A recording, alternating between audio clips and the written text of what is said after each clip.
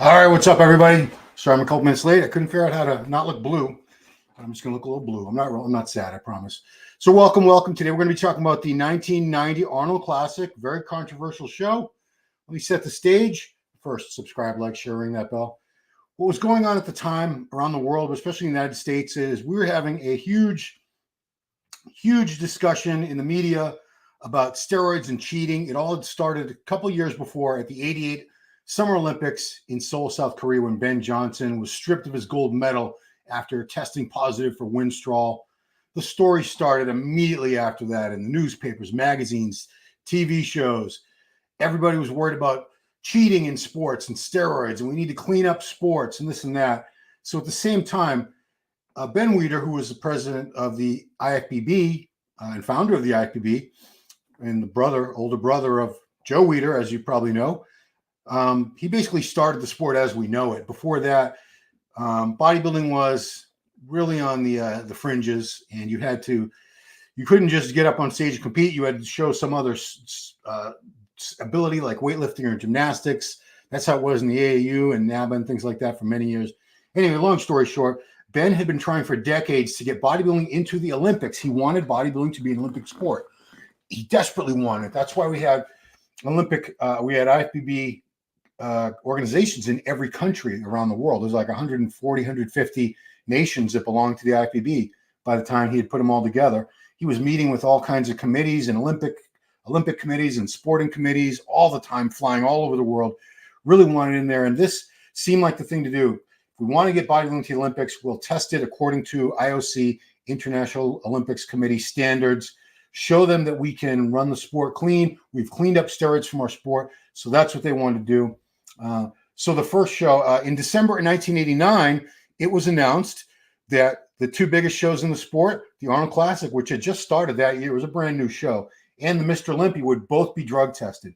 So December of 89, Arnold happens in early March. The guys did not have a lot of time to figure out what they're going to do. Now, at no point did anyone said, this is only for natural competitors that have never used steroids. You have to be steroid-free or drug-free for X amount of time. That was never said. It was told, they were just told, day of the show or at the show, you're going to be drug tested. You're going to have to provide a urine sample. You're going to be tested by IOC-approved labs, and whoever fails, you're disqualified. That's that. So that's what happened. And let's take a look at the results of the first Arnold Classic. Let's get rid of this. Let me get rid of the banner first, guy. Go to brand. Okay, so these.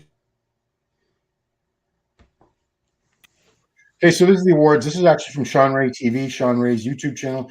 Final two were Shawn and Mike. Shawn won at the show. Shawn was declared the winner. He had also won the Pro Ironman a week or two before this. So yeah, he was used to beating Mike Ashley. He had beaten Mike in a few shows up to this point. And let me show you. So here he's getting the award. There was something that Shawn corrected me on that has been reported incorrectly for years, even by such esteemed writers as the late, great Peter McGuff, Roger Lockridge in A Story for Barbara, other great writers who I have tremendous respect for. And I had assumed this all along, that he got the $60,000 at the show and he had to return it. Shawn corrected me last week when I did the story and talked about this briefly when I was leading into the 1990 Mr. Olympia video. He never got the check. It was never issued to him. So he never had to return the money. He did have to bring back he had to send back the trophy that he was awarded on stage, because he did take that back home to California. But the money he never got, check was never issued, and so he never had to return it. So this was, let me show you the results at the show were as follows. This was your original top six. If you were in Ohio that night, why am I so blue? You saw Shawn Ray was first, Mike Ashley second, Mike Christian third, Andreas Munzer fourth, Robbie Robinson fifth, Samir Bannout was sixth place. They had tested them the day of the show, and the results didn't come in for 4 days, which in retrospect, they quickly figured out that's a big mistake. We need to test these guys a few days before the show so we can disqualify anybody that needs to be disqualified beforehand, so we don't have this debacle, this whole mess we have to clean up later on with. Now we have to change the placings. Somebody might have to give back trophies, maybe have to give back money. We don't want that to happen at the Olympia. That would be catastrophic. So At the Olympia, they tested them on a Wednesday, and by Saturday morning, they knew who was disqualified, and those people never made it to the Olympia stage. But at this particular show, Shawn was disqualified. Samir Bannout, Nimrod King, Ralph Moeller. Those were 4 out of 13 competitors that were disqualified due to positive drug tests. Steroids. I believe they weren't testing for anything other than steroids at this point. Many years later, let's say 9 years later, I think it was, they tried testing again, but just for diuretics, because they've been recognized that people were dying every once in a while. People were dying from diuretics. Nobody was dying directly from steroids as far as they knew, but people had died, like the great Momo Benaziza had died right after a contest, literally a couple hours after winning a contest, from diuretics, and other bodybuilders that had happened to. So, and those results were overturned. It was Jay Cutler had his lawyer on it. Proper procedures of testing and collecting samples weren't followed. So that was it. They never tried again. But this was the only year they tested for steroids. So this was the adjusted top 6. When you look up the results of the Arnold Classic, this is what you'll see now for that year, 1990. Mike Ashley is the winner. Mike Christian, still in second, was the second. He was in third place before. Andreas Munzer, Robbie Robinson, Steve Brisbois, Tony Pearson. Now, does that mean I think all of these guys, all 6 of these guys had been off steroids for any length of time? I personally believe at least a couple of these guys were, and that's just my opinion. We'll look at some of the posing routines, and you tell me what you think when we get to the comments. So let's take a look. First, I want to look at, let me get the banner out of the way. Let's look at the Shawn's winning routine when he did win, and he looked fantastic. Oh, did I not do it? Mike Ashley, Shawn Ray. Oh, no. I didn't do it. Oh, my goodness. All right, now I'm going to have to put it on. I'm going to have to put it on, guys. That's awful. I feel terrible. I thought I did it. My mistake, guys. I'm going to go to Shawn's routine here, because it was pretty damn great. He looked really great at that show. Going to go to history. Okay. Shawn Ray. Sorry, I thought I had this. I thought I had it loaded up. I did not. Samir, Tony, Moeller, Shawn Ray, Mike Ashley. Oh, there it is. Here we go. Okay. Okay, so we'll do, just waiting for this, guys. I'll get to your comments very soon. I apologize, guys. I thought I had Shawn's clip loaded up. It's the only one I didn't have loaded up, and he was the winner of the night of the show, and he looked damn good. All right, so let's go to that. I got to escape. I have to go to StreamYard, present, share screen, live TV, folks. All right, here we go. And let's see. Okay.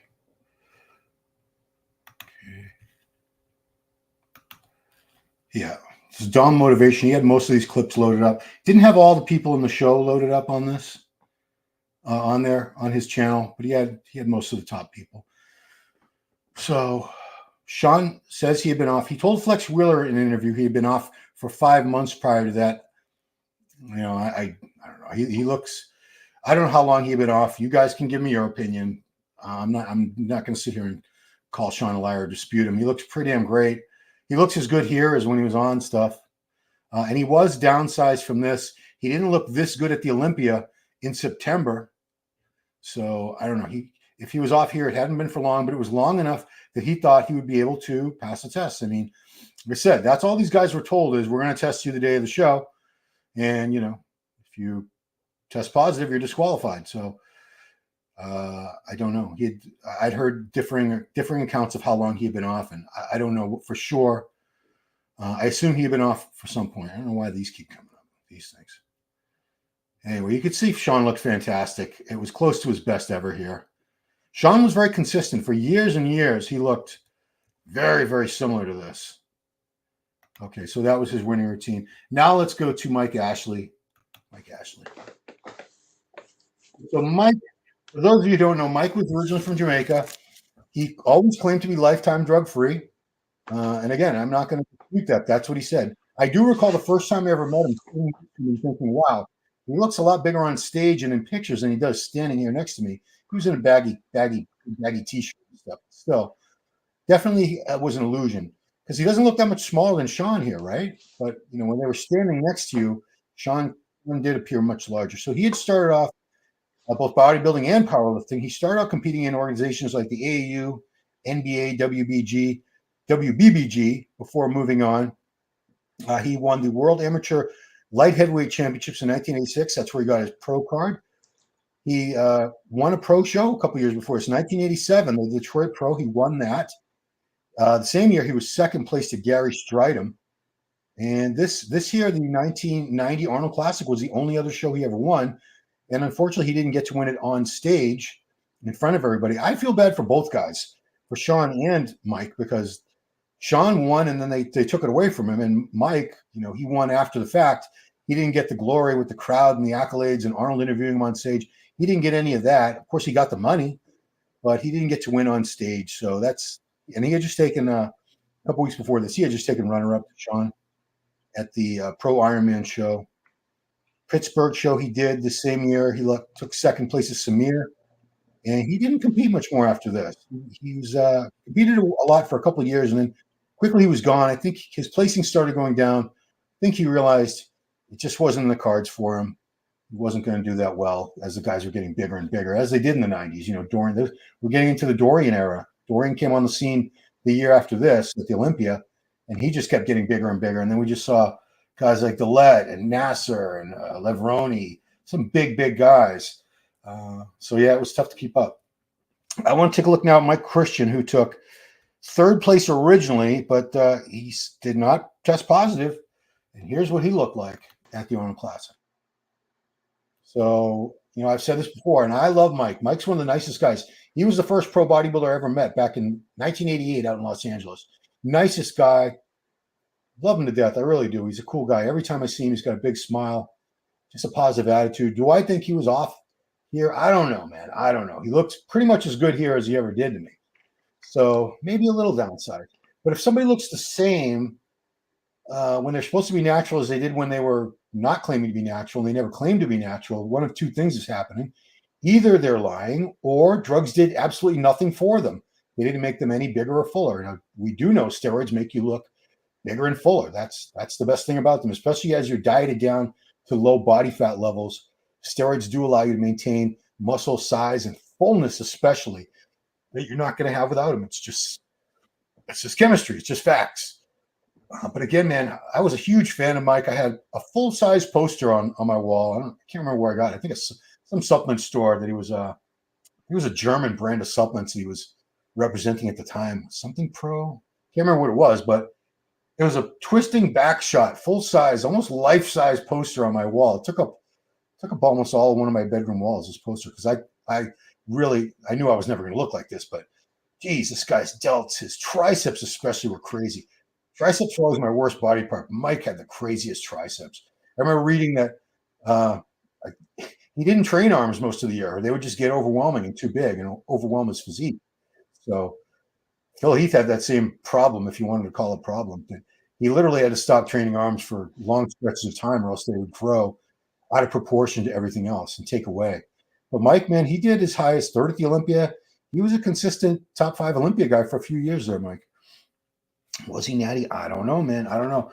So let's look at Andreas Munzer, who was 4th place at the show originally, but after the drug test results came in, he moved all the way up to 3rd place. Is that right? Yeah, because Shawn was out. Yeah, he moved up a spot.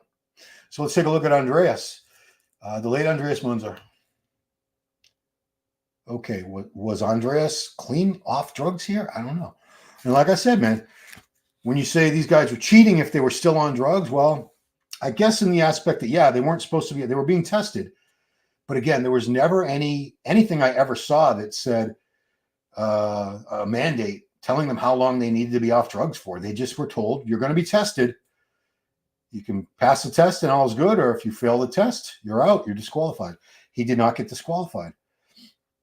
I don't know, man. He looks pretty damn great here. Was he really off? You're going to be telling me in the comments pretty soon what you guys think.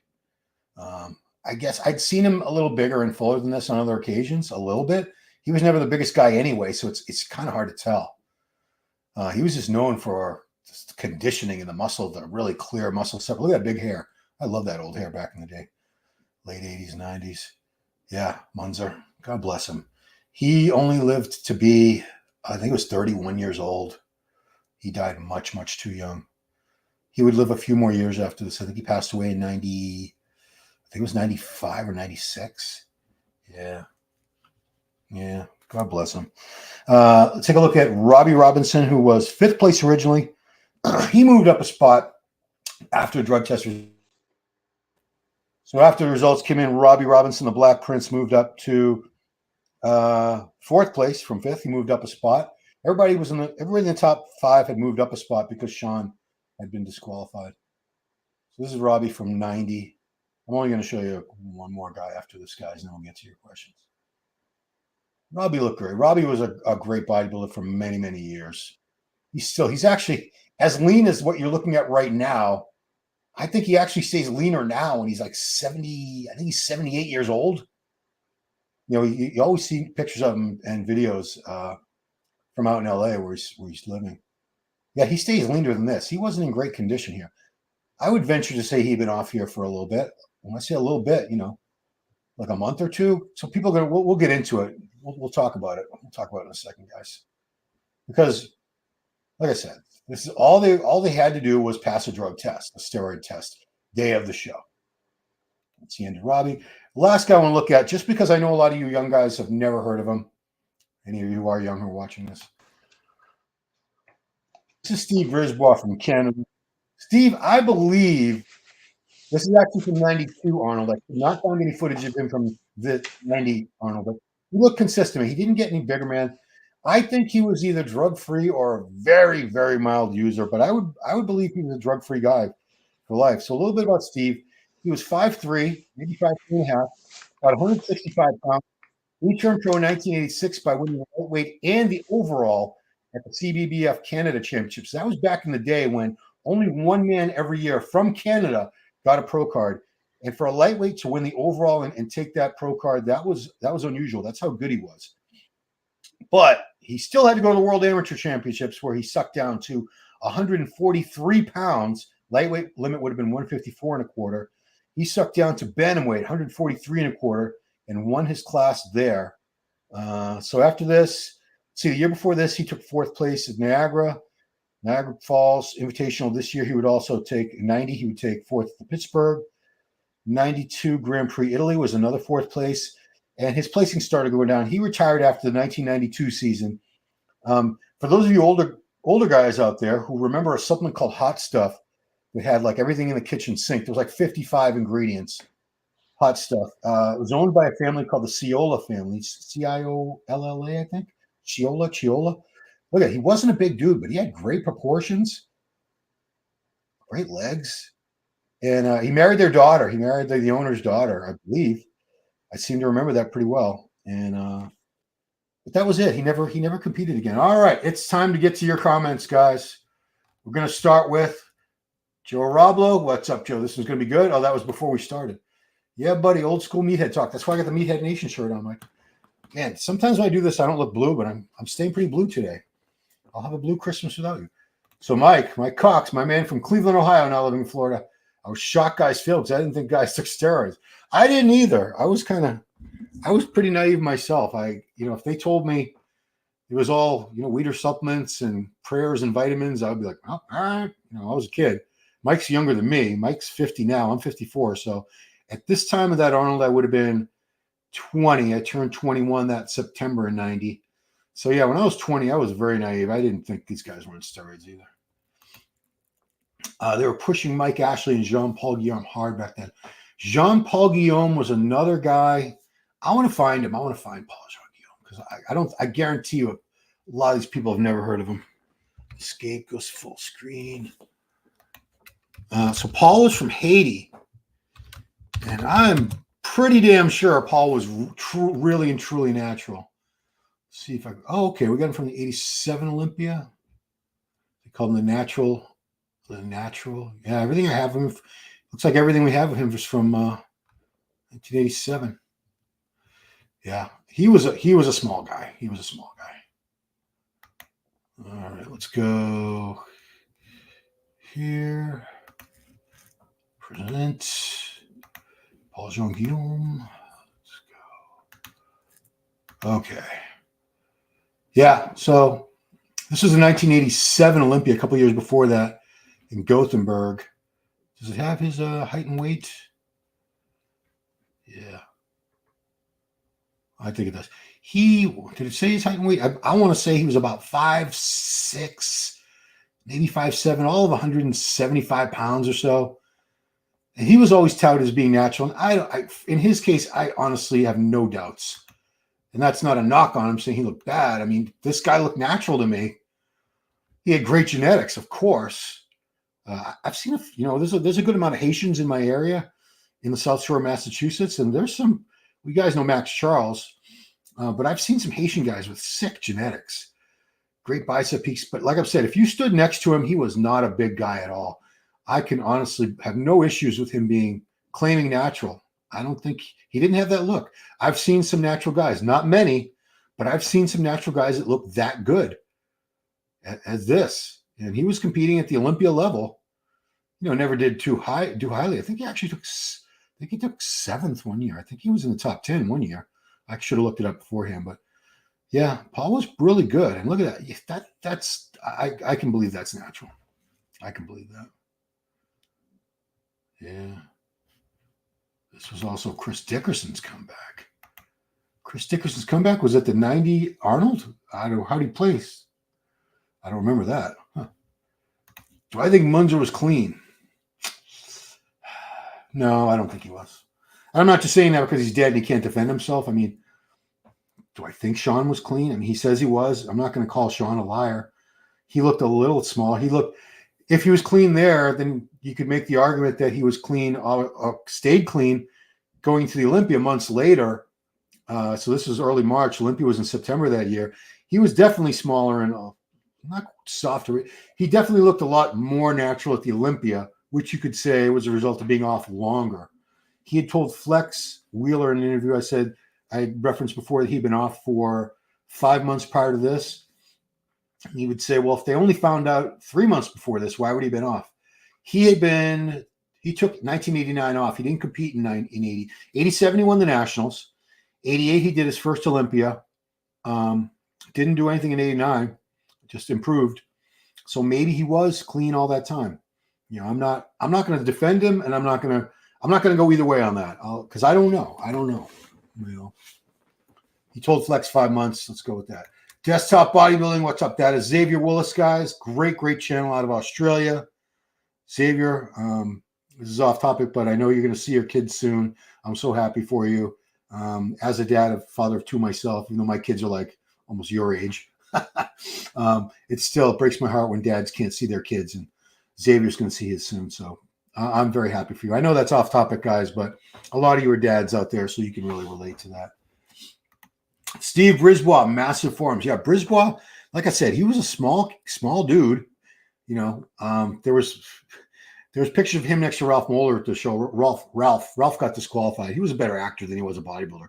6'7", good friend of Arnold Schwarzenegger. But yeah, Ralph did not have a great physique. But it was pretty hilarious to see him standing next to Steve, because Steve was like 5'3", maybe 5'3.5". Moeller was a legit 6'7".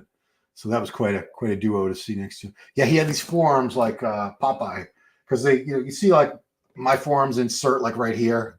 There's no more muscle after that. His went all the way to the wrist. If you ever see somebody with massive forearms, Flex Lewis is a good modern example. The late Mike Menzer was another one. Casey Vader. Dorian had some big forearms. It's just like calves. They insert like way down in the case of the forearms, people with huge forearms, the muscle will insert way down near the wrist. Just like people with huge calves, the calf inserts way down by the ankle. But yeah, he had great calves. He had great forearms. Didn't do what Duchenne say. I don't know if Dan said that after the fact, but that was a rumor going around. I don't know. Maybe Dan actually did confirm it somewhere in print after that. I don't know. That he had helped Mike Christian pass the drug test for both this show and the Olympia in 1990.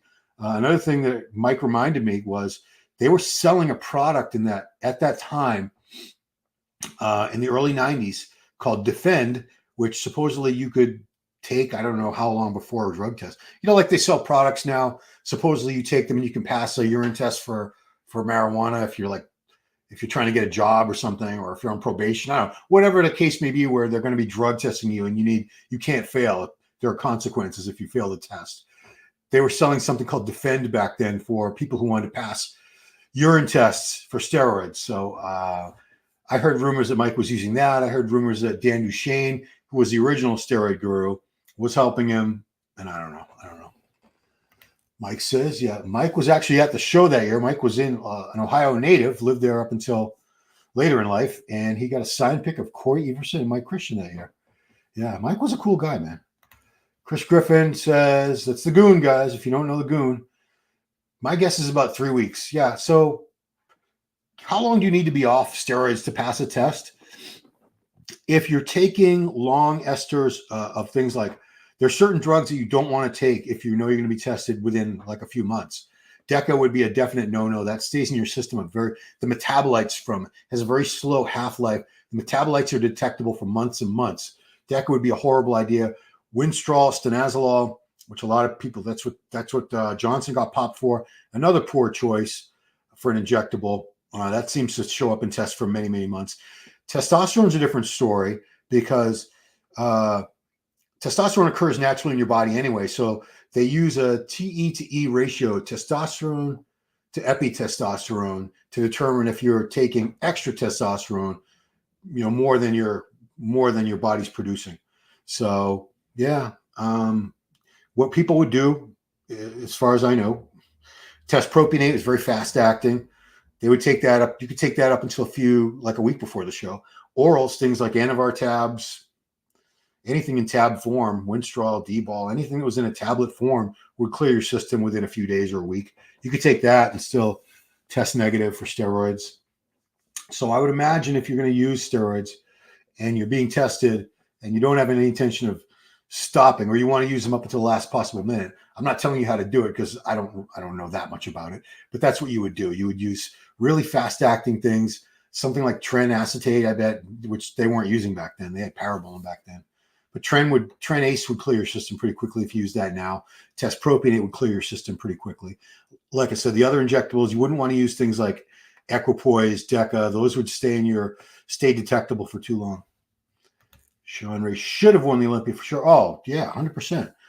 Three guys. There's always three guys. It's the same three guys I bring up all the time. Shawn Ray, Flex Wheeler, and Kevin Levrone. The fact that none of those men won an Olympia just still boggles my mind to this day in 2024. If you had told me back then in the 90s, none of these three will ever win Olympia, I would have said, oh, shut up. You don't know what you're talking about. Of course, Shawn's going to win the Olympia one day. Flex Wheeler, he's got to win the Olympia. Kevin Levrone, he's got to win the Olympia. Shawn took second three times. I think Kevin was 4 times. Flex, I think, was 3 times. 3 times or 4? Yeah, I mean, they came out of the gate strong. Flex's first Olympia, he took second place. Kevin's first Olympia, he took second place. Shawn took a couple more years, but not that much longer. He was third place this year. And then for the next, where's my dog? The next 12 years in a row, he was top 5. I thought he would have won. He looks like Steve Harvey with muscle. Oh, is that Mike Ashley you're talking about? Yeah, because he had the same big, thick mustache. Munzer was shredded in the offseason. I don't think Munzer could have gotten fat. I think genetically, I remember reading about him, and I think even said in interviews that that's just how he looked. His body did not accumulate body fat. Maybe he would have had to be like strapped to a mattress and force-fed, 10,000 calories a day of junk food, ice cream, pizza, donuts a day to put any fat on the guy. I think I suspect he had, what was that condition? Remember Joe Lindner, Joe Stetics? He had some condition that the muscles were always like striated and moving around. I wonder if they had the same thing, because Lindner, Joe Stetics, had that same splintery look across his pecs. He had all kinds of cross striations over his body. Yeah, Mike, I honestly think that was just genetics with Munzer. He couldn't get that much bigger. You saw in the time that he was competing, he never really put that much size on. He was never as big as the bigger guys. Never had that real thick, full look like they did. He wasn't a small guy, or else he wouldn't have been doing this well, but he didn't compare thickness-wise to someone like a Shawn Ray. Let's see. Mark says, I think they used Demodex to pass the diuretic test. Yeah, so the diuretic test was years later. I don't think they were testing for diuretics at this. If anybody knows for sure, you can correct me. But like, up until recently, I always assumed Shawn Ray had to return the money. Until Shawn corrected me on a message the other day, I had no idea he never even got paid. The check was never issued, so he didn't have to pay back the money. Yeah, Robbie Robinson, the guy is like 77, 78. He's closing in on 80. He's close to 80 years old. He's been competing since the very early, I think like 1970. And man, he's shredded. He's smaller now than he was, but there's not an ounce of fat on him. He's chiseled, striated. 4 or 5% body fat. I don't know. He stays super, super lean. Let's see. Mike says Robbie guest pose at my show in 1990. Yeah, it's great. Steve was a midget, not my cup of tea. We don't like to use the M word, Mark. Those of us who are vertically challenged, I'm 5'7.5" on a good day now. We don't appreciate the midget word. We say little people. But yeah, I can understand. 5'3", that's a pretty short guy. But to the guy's credit, Steve and guys like Benaziza was also like 5'3". Lee Priest 5'4". They didn't have a 212 division back then. These guys had to get up there with guys who were 6 foot, well over 6 foot sometimes. Sometimes these guys had 100, 150 pounds of body weight on them, but they gave it their all. And a lot of these guys, Benaziza was beating a lot of people back then. Steve beat a lot of bigger guys. Brisbois. So did Danny Padilla, the Giant Killer. Before that, another guy, Makawe. Mama Makawe was a shorter guy. We had a long-standing tradition of shorter guys, even before this 212 division, that held their own very well. Our stud, Mike Ashley, seemed to have a small waist, amazing considering his deep abs. Yeah, he was pretty good, man. He was French. Brisbois was French-Canadian. It's the same thing. They speak French up there. He had a very slight accent. I'm not sure. I think he was from Montreal. He's from Quebec anyway, the French-speaking province of Canada. Sean Paul rocking that Jerry curl. Yeah, Sean, he did. Like I said, he's one guy. If you ask me to name one guy who was an IFBB pro who competed at the Olympia level, who was definitely drug-free, that's the name I would come up with, Paul Jean-Guillaume. Mike Ashley, like I said, I don't get I never got the vibe that he was like a dishonest guy. He could just have awesome genetics. But would I bet money on it? If you asked me to bet money on one guy being natural, it would have been Paul Jean. That's the one guy I would have said, yeah, he's natty. So I believe Asher's natural, says Moimim. I mean, that's the never-ending debate. When people look really good, it's very hard to believe. And, it's hard to take them at their word because, yeah, it's very possible that there are some guys out there with such great genetics that they could look as good, or they could look better than most guys on drugs, but they could look as good as even the best guys on drugs. I mean, for Ashley to take second at this show before the test results came in, I mean, that means he beat all these other guys. Before the test came in, he was beating Christian, Munzer, Robbie, Samir, all these other guys. Even the guys who got disqualified, he beat them all. I don't know, man. I don't know. Like I said, I don't think he's a liar. I'm not calling him a liar. It's just hard to believe, and I don't know. I'm not gonna. If I say I believe he was natural, you'll just call me an idiot. If I call him a liar, then I'm calling somebody a liar. I don't like to be in either position. Chris Dixon, 1990 Arnold Classic. Oh, he got 8th. Thank you, Mike. Thanks for looking that up. Wow. So, yeah, because Chris had won the Olympia in 82. He was a very successful bodybuilder in the early 80s. I didn't know I guess he took some time away and he came back. And I believe he came back for the Masters Olympia a few years after this, at least once. Chris was great. He won the Olympia. Yeah, he had great calves. Thank you, Ron. You're welcome, Xavier. Do you know the prize money for this, Arnold? I know that it was $60 for first, $60,000, Xavier, for the winner. After that, I remember before I took the audio off of Sean's video, it was $25,000 for second. So I know what first and second got. $60,000, then it was all the way down to $25,000 for second place. Beyond that, I don't know. I assume I bet it was like 10, 5, 2,500. I bet it went down something like that. But it was $60,000. And now this year, Hadi Chupan got $400,000 for winning the Arnold Classic. So it's gone from $60,000, 1990. Well, we're talking 34 years. It's advanced to $400,000, and next year it's going to be $500,000 for first prize. Oh, Mike came out with the answer. $60K. That was $1990. Remember? I think I just read that those reels where it's just trying to depress you about how bad inflation has got, how bad the economy is. It was like in 1986 or something, making $30,000 back in 1980. I think it was like 84, 85, somewhere in the middle of the 80s. Making $30,000 a year back then would give you the same lifestyle that you would have to make $164,000 to make today. That's how much more expensive things are. Housing, and real estate being the main driving force of what's costing so much money to live here in the USA. Housing has gotten out of control. That's a whole other video that I'm not even qualified to talk about. My Cox, they used to sell gear in the back of the old Muscle Mags mail order. Yeah, it's true. They actually did. And I don't know if they were the only ones that did it either. Flex probably didn't. And none of the magazines back then talked about gear at all. At all. Didn't start talking about gear until the Weeder magazines never talked about it until the day they stopped publishing, I don't think. The first magazine that started openly talking about steroids, had columns about them, Dan Duchesne wrote a column, was Muscle Media 2000. Bill Phillips, who also owned the EAS Supplement Company, ran that out of Golden, Colorado. I was one of their writers. I was proud to be not on staff, one of the contributors, regular contributor to Muscle Media 2000, which later became Testosterone, which later morphed into what's an online version called T Nation now. But back then, T.C. Luoma wrote about drugs. Dan Duchesne wrote about drugs. They had pictures of them, how to identify fakes. Dan would write about theoretical cycles you could do.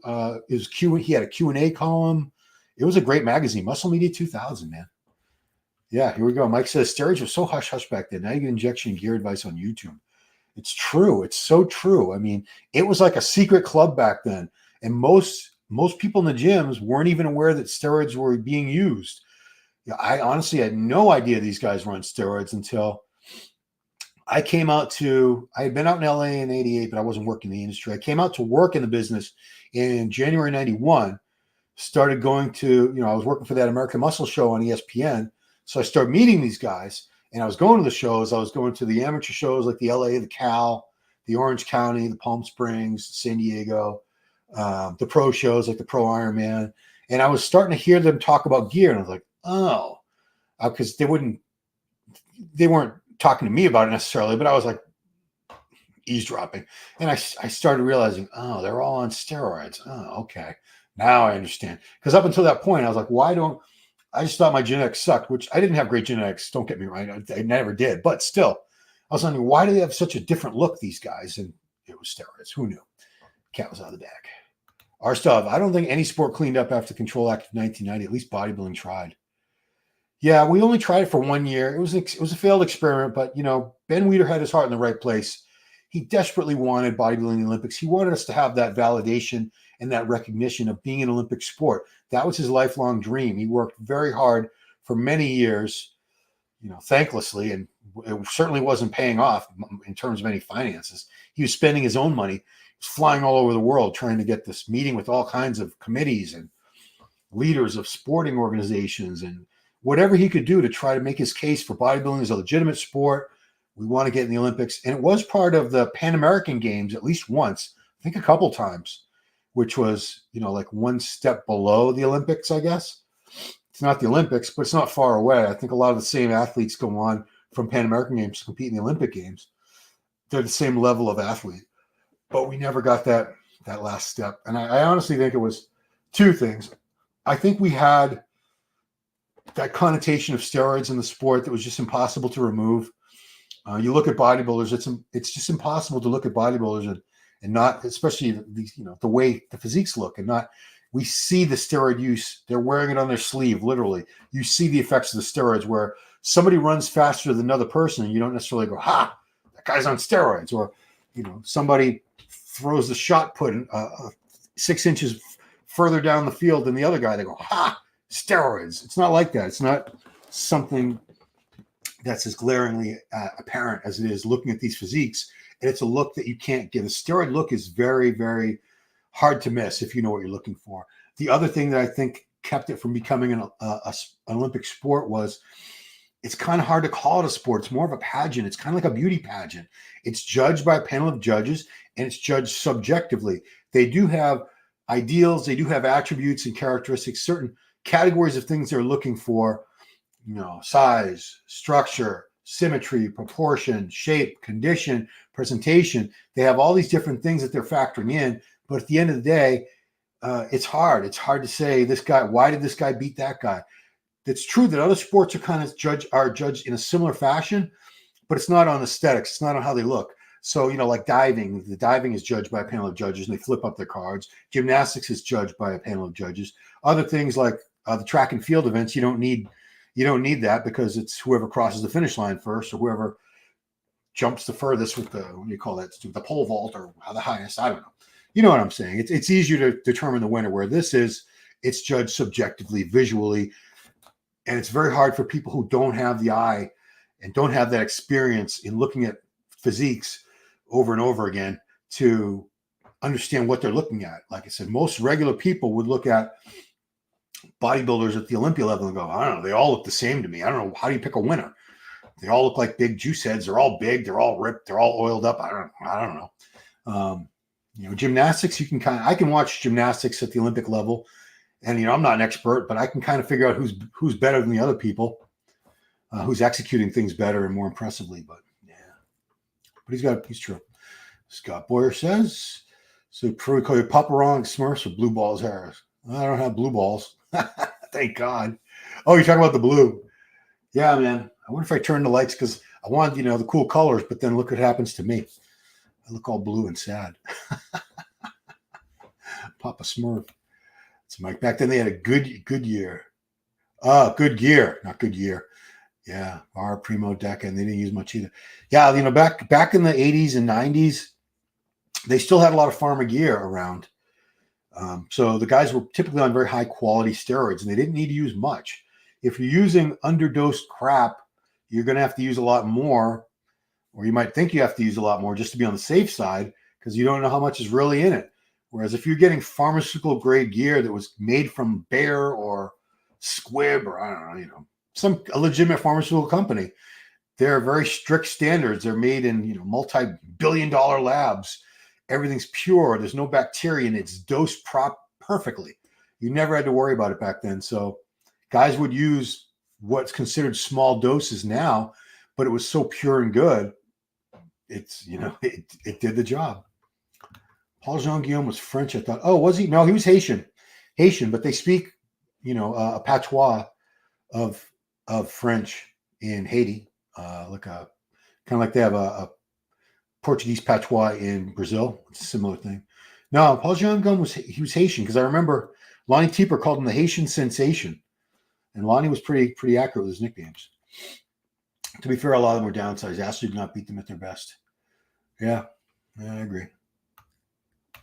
Heard Ronnie Coleman was Natural's first 2 appearances. Yeah, Sean, I'm convinced of that. I mean, if you look at Ronnie his first Olympia was 92, Helsinki, which was Dorian's first win. Ronnie was 5'11". He was all of like 215 pounds on stage. You're telling me a guy with awesome genetics who's freakishly strong, had been a power lifter, couldn't be ripped at 215 at 5'11". Maybe you'll say no, but I believe him. Ronnie had no reason to lie.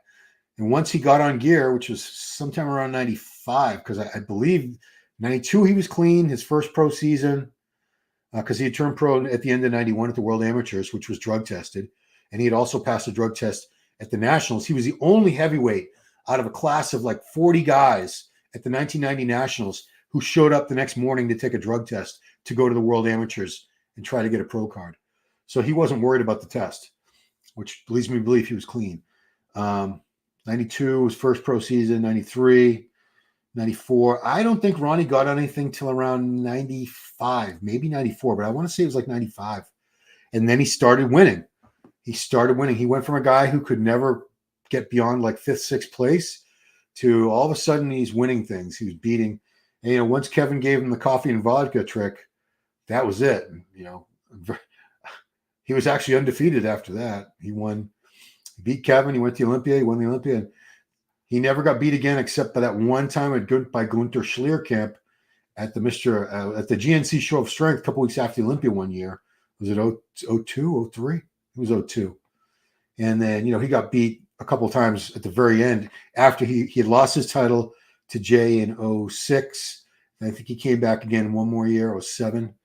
So, but he was pretty much undefeated for the bulk of his career there. We love the anabolic reference guy. That was written by Bill Phillips, the same guy who published Muscle Media 2000. We had 2 guys in Toledo got shit and had to get orders in weeks ahead of time. Sus Radiac, $17 each. Yeah, Sustanon used to come. Sustanon, the blend of testosterones, used to come in these Ready-Jects.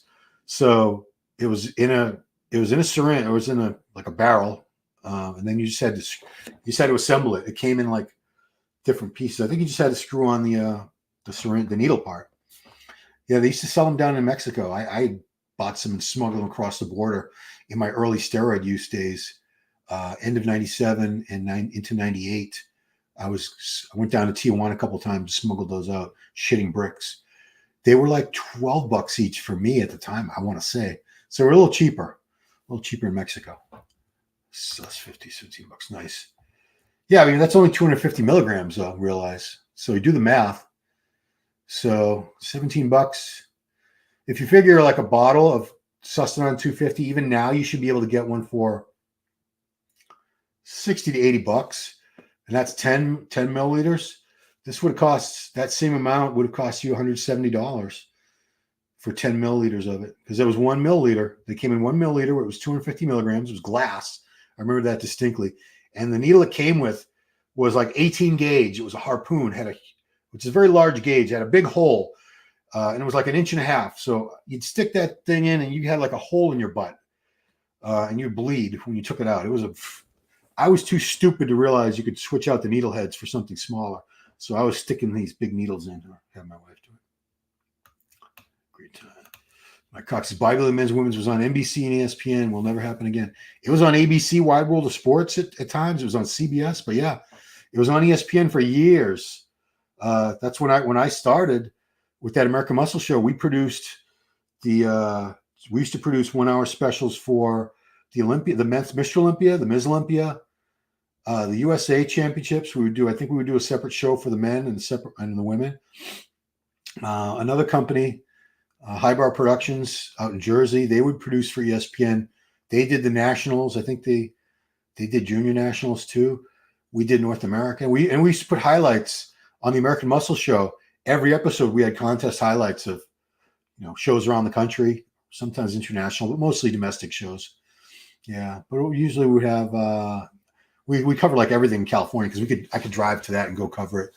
We always covered like the Pro Ironman, the LA, the Cal, the Orange County, San Diego sometimes, the Palm Springs out in Palm Springs, the Excalibur show, the Ironman, Iron Maiden. Yeah, we had a lot of good shows back then that we used to go cover and put the highlights on American Muscle. Which Mike, it's way too disgusting for the general public. Yeah. If you ever had the experience, and you would have to be older, when this stuff was on TV, if you're in like a sports bar and they had ESPN and bodybuilding happened to come on, people would get really upset and they'd say, "Get that shit off, change the channel." And usually the bartender or whatever would comply. Even MPD is too much for regular people. Yeah. Any amount of muscle that's much beyond average is too much for most people. It's just too extreme. They can't accept it. Mike Astor's physique never changed much at all over his entire career. I bet we would have some good natural guys, but they all hop on gear so young. Yeah, I mean, I can believe Mike was natural. I can. I'm not willing to stick my neck out for it. And that's not a dig on Mike. It's just, I don't know. I'm like 89, 93% sure he was natural. I'm not 100% sure. And like I said, I don't think he's a liar. So I'm so torn on that. Like I said, though, he was sort of an illusion.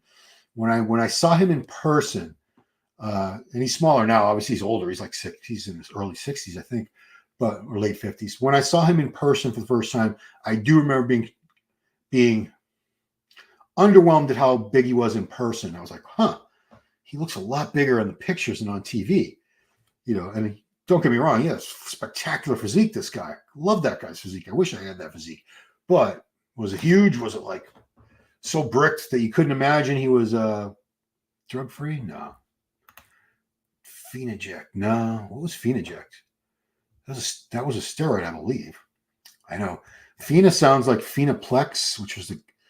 So was it like the trend that they made from the Phenoplex pellets, the homemade trend from the veterinary pellets? That's probably, I never tried that. No, the first time I tried Tren wasn't until like early 2000s. I want to say like, I don't think I tried Tren until I came back to Boston. So maybe like 2001, early 2001. Yeah, and I used it many, many times after that.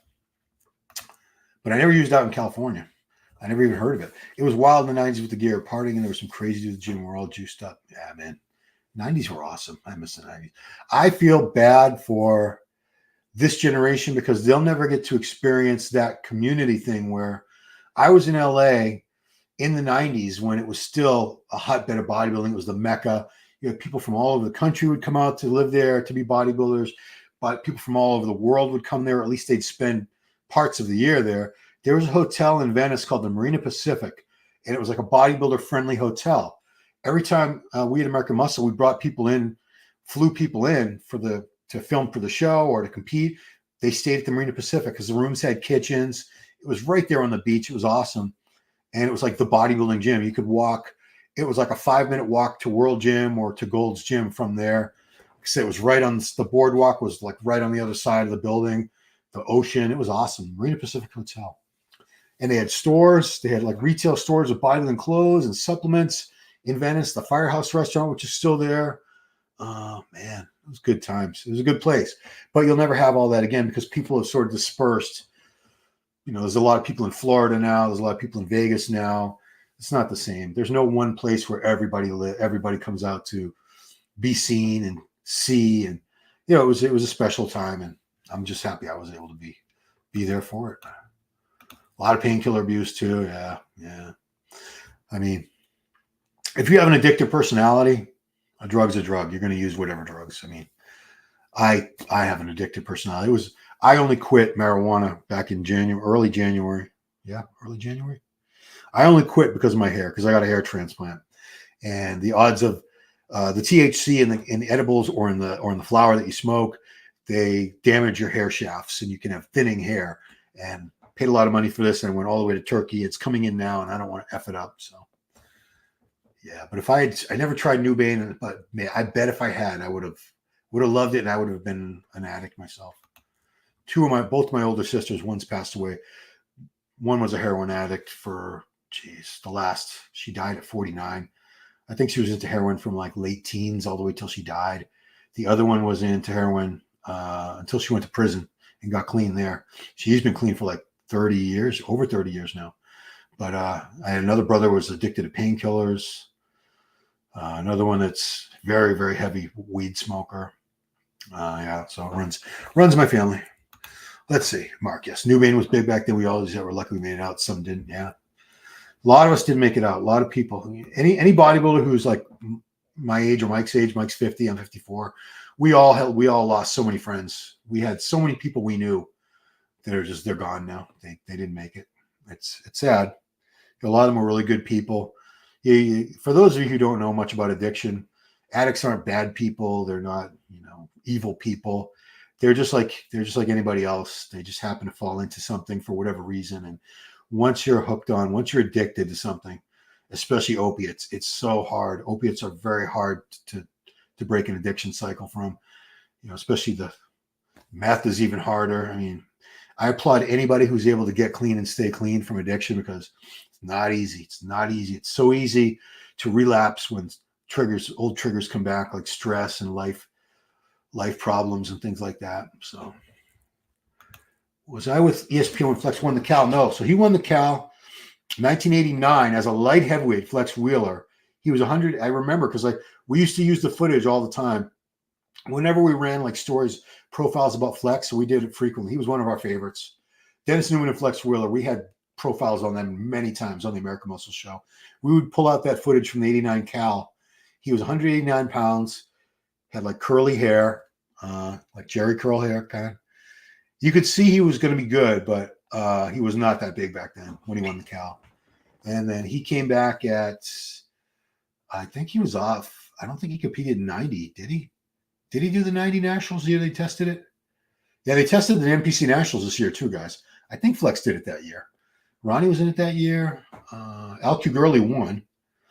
Anyway, I know that Flex came back in 91 because I was there and he won the USA heavyweight and overall, and he was just completely different look. He was a heavyweight. He was like 225, 230, something like that. And now you saw the full potential. The muscles were all filled out and round and bubbly. He was in great condition. And then, you know the rest of the story. He goes on and wins his pro debut at the Ironman, spring of 93, wins his Arnold Classic a week or two after that, wins a couple more Grand Prix shows, and then he takes second place to Dorian Yates at the Olympia that first year. My head swelled up huge from that shit. From Newbane?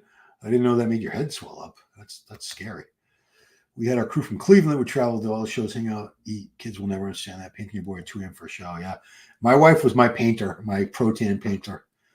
Yeah. I mean, they have spray tan now. And they didn't have, you couldn't get a spray tan back then. That wasn't a thing yet.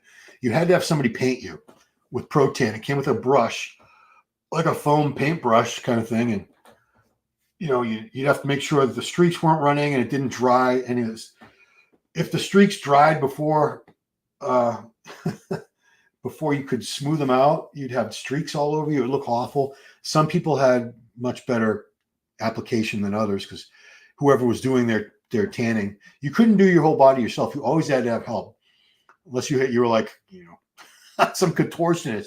You couldn't paint your own back. There was just places that were hard to reach. So my wife was my tanner. She painted me for many, many shows, and she got pretty damn good at it, I gotta say. But it was a pain. It was a pain in the ass. You had to start painting like Thursday night. You do a coat, let that dry, do another coat, wake up Friday, do another coat in the morning, do another coat that night, maybe another 2 coats. Saturday morning, maybe do another coat. Oh God, it was a whole process. Let's see. I miss the era before internet. Yeah, me too. There's Flex in the avatar. No idea. That's tough. Oh, I don't know. It was tough. The painting, yo, okay. The one death that really hit me was Matarazzo. I met him as a kid at FIBA. It was so nice. I'll never forget. Yeah, I met Mike. He was one of the first guys. So like I said, I came out to LA in January 91 to work on the American Muscle Show. I started out as an intern. And one of the first shoots I did was I directing it or was I assisting? Very quickly, I got thrust into the role of having to produce the segments, which was fine. I was a 21-year-old kid. It was awesome. But Mike was one of the first guys. He had just come out there. I think he came out in like February of that year from Boston. I was from the suburbs of Boston. So immediately we kind of hit it off. We talked about things, we knew a couple of the same people and stuff. And Mike was the coolest guy. He was funny as hell. Didn't take himself seriously at all. Had a great laugh. Just a great personality. He's a huge. I remember, man. People talk about his arms and his calves. He had the best calves. Mike Matarazzo's calves to this day. Google Mike Matarazzo calves. They were just like 23 inches. Crazy arms, huge biceps, peaked. But he had these massive delts too. I don't think he got enough recognition for those delts. He had these crazy wide delts. Super round and full. I was at his funeral. I went to his funeral a few years ago. It was pretty sad. His last audio made me hard. Yeah, Mike attributed, he regretted his steroid use toward the end. He had heart attacks. I think he had like a quadruple bypass surgery. He had very low heart function. And I think he had 2 kids. So, it's nobody wants to die ever. Nobody wants to die younger, but when you have kids, especially young kids, his kids were young because he had them a little later in life. I think he was already in his 40s when he had his kids. And, to know that your health is in such poor condition that you're probably not going to see these kids grow up. And, then I feel for the kids. I lost my dad when I was 16, but I had 16 years with him. I can't imagine losing my dad at like 4, 5, 6, 7 years old. I mean, it's devastating. So, yeah, God bless Mike's soul. Sadly, I'm having to take opiates right now, but using sparingly after dental work. Oh, yeah. Low of codeine. They prescribe with 0 warnings.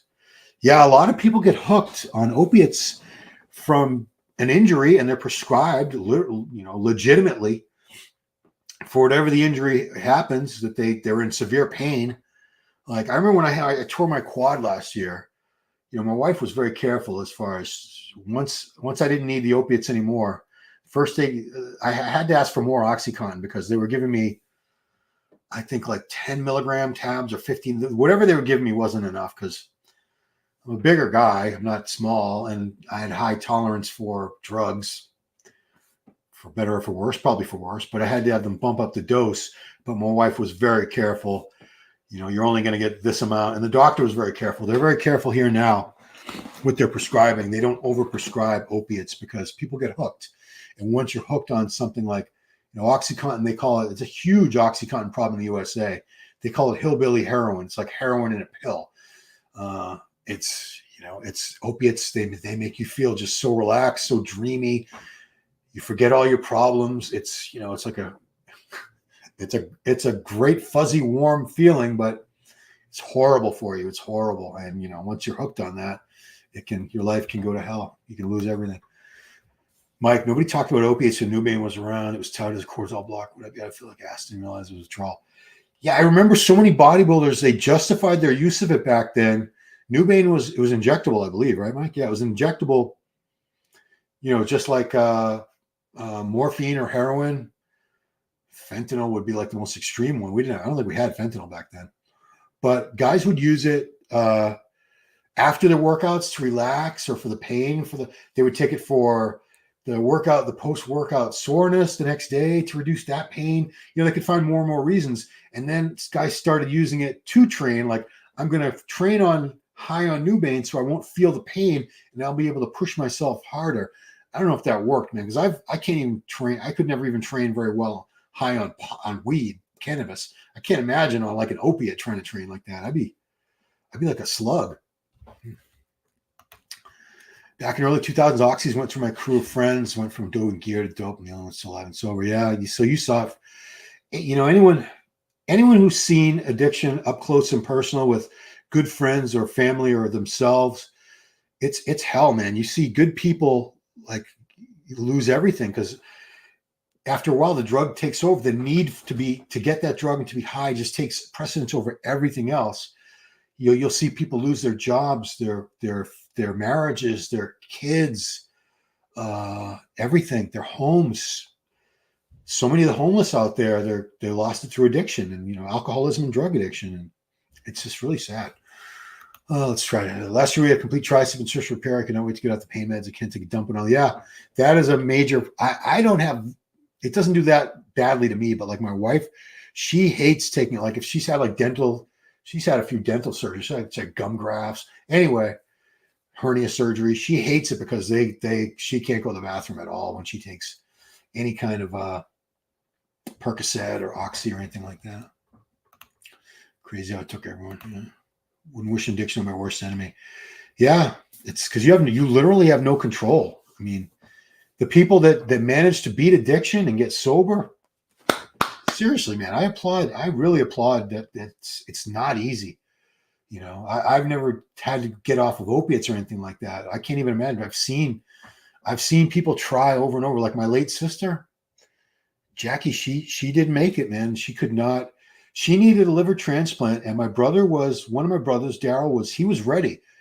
He was a match. He was all set. It's like, let's do this. She was on methadone. She was going to a clinic every day. They would give her methadone, which is what they give opiate addicts to try to wean them off opiates. And you're supposed to wean yourself off the methadone, and she never did. And she died of liver failure at 49 years old, which is sad, you know. That's my niece's, Shayna's mom. That was my sister. This was scary. I don't have any thoughts on kratom, Xavier. I tried a tiny bit at an expo. Was it the Olympia? I think it was. The guy, Sister Nino was selling some product that had, and I had a sample at his booth. I can't say I've used enough of it to know. I keep saying I'm going to try it, like I'm going to get some, and I bet they're going to outlaw it pretty soon. But yeah, people rave about it. I wish I knew more about it. On a brighter note, that's a much brighter note. Can Quentin beat Nick? I don't know, man. I don't know. Nick is freaking. Nick is looking crazy, crazy. He's just a freak. I don't know. It's two different. Now we have, it's apples and oranges. Sometimes it's apples and apples. But this was apples and this will be apples and oranges. Nick's shorter. He's a tank. He's just so crazy thick and dense. Quentin, he's probably got a good 6-7 inches of height on him. Much better V-taper, just great structure, shape, smaller joints. It's a pretty physique. It's more of like Samson Dauda physique. I'd put Nick more in the Hadi Choopan category of physiques, the Herculean physique, that type of look. I don't know, man. It's going to be great if they're both in great condition. Whew. And you got Fitzwater, Tonio. Who else? Someone else was doing it too. New York Pro shaping up to be a really good show.